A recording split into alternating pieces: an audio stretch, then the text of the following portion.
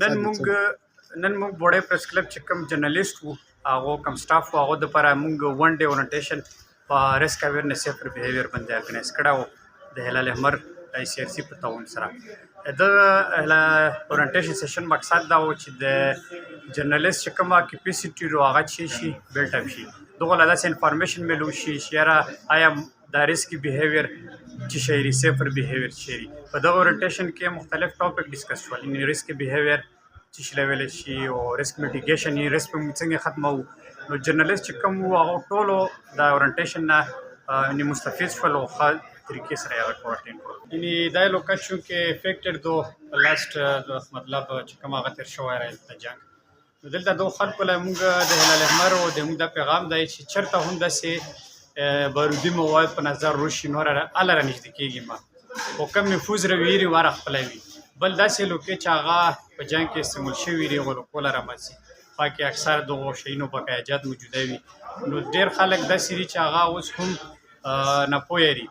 نو موږ د هلال احمر دا هغه د انشاءالله کوشش دی چې په دا بوړی ډسټرکټ بلکې خیبر کې ډسټرکټ کې سوري څوره هم عوام دي دا موږ دا کوشش دی چې دا موږ د ډسټرکټ خیبر څوره تحصیل دغه عوام له دا هغه دی پیغام دی چې چېرته هم په نظر تحصیل مشکوک شی روشي یا نظر باردي مواد روشي موږ له په کور دی چې دغه سره چیټ چاټ نه کوو. صحیح شو په ټایم باندې چیک اول به ګورو چې نږدې کم سکیورټي فورسز دي چیک پوسټ وغیره دي کم اتارټیز دي ذمہور ویډیو وغیره غو انفارم کول دي چې دا کم مشکوک یا بارودي شهر ته د زوینه اوچت کا او ریفیوزي کنه مو دا پیغام دی مشمون لا زنونه ولا شرط هم بارودي مواد وینو نږدې کېږم ما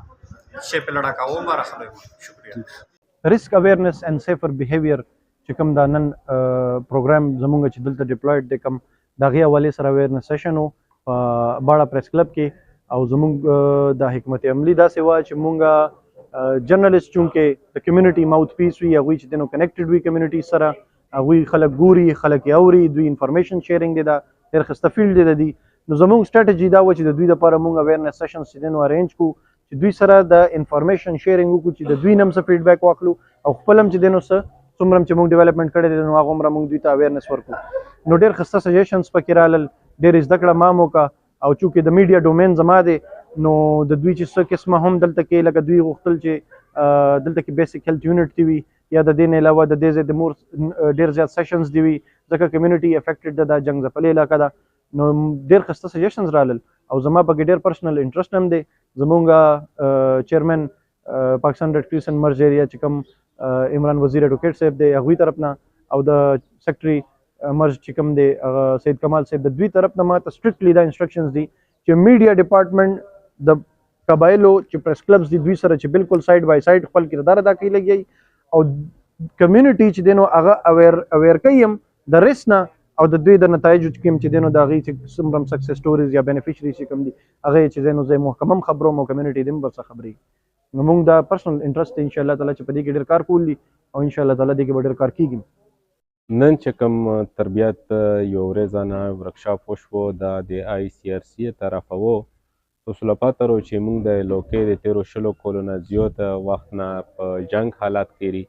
نو جنګ هغه بقایات عام خلکو له اوس نقصان رسوي کوم چې کارتوسو په شکل کې کوم چې نه چلېدل یو ګولیو په شکل کې کوم چې